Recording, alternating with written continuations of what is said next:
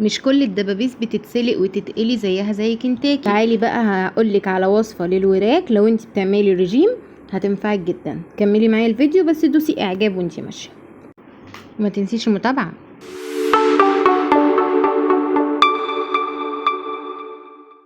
هاتي بقى الدبابيس بعد ما تنضفيها كويس جدا، هتلاقي فيديو تنظيف الفراخ موجود عندي على الصفحه، روحي وتشوفيه.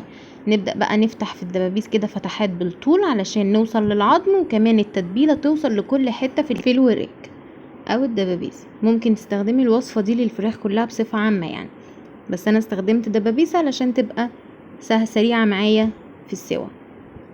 خلاص فتحناهم كلهم، نروح بقى نديهم شطفة سريعة ونجهز التتبيلة بتاعتنا.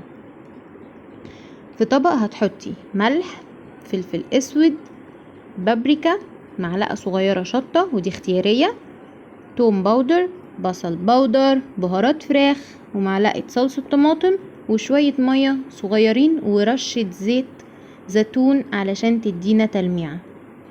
نقلب الكلام ده كويس جدا مع بعضه ونتأكد ان مفيش اي تكتلات عندي، وبعد كده ابدأ انزل بالدبابيس اللي عندي واقلبها كويس جدا في التتبيلة دي.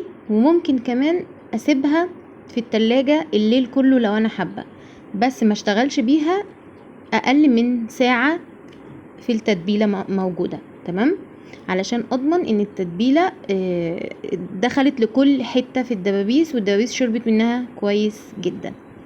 هنا بقى هحط رشة زيت الزيتون علشان تديني تلميعة، واحنا عارفين زيت الزيتون حلو للدايت مش وحش. نقلب بقى كويس جدا علشان التتبيلة توصل لكل حتة في الدبابيس، واشيلها في التلاجة. ممكن تشيليها طول الليل، وممكن كمان تشيليها وهي كده بالتتبيلة بتاعتها في الفريزر، ولما تبقي ترجعي من شغلك ولا حاجة تقومي مطلعها على طول وعاملاها، مش هتاخد وقت معاكي خالص. جبت عندي بقى صينية وابدأ انزل بالدبابيس فيها، وكمان الصوص اللي هينزل من الدبابيس مش هرميه، هحطه معاه في الصينية وهغطيها بورق فويل علشان اكتمها والحرارة تسويها وتبقى جميلة كده، تستوي منها لنفسها يعني. واول ما خلاص تتم السوا اروح مطلعاها من الفرن واشيل الغطا، وبعد كده اديها وش بس تحت الشواية عشان تاخد اللون الجميل اللي انتوا شايفينه قدامكم ده.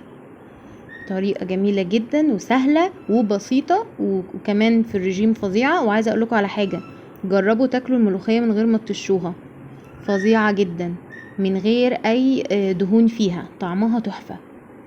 شوية هي بصي مكعب مرقة بس. المهم بقى انا الفيديو بتاعي كده خلص. تنسيش بقى تروحي تتابعيني على الانستجرام واليوتيوب والفيسبوك والتيك توك، ويا ريت تعملي لايك للفيديو وتفعلي الجرس لو انتي على اليوتيوب علشان تشوفي كل فيديوهاتي.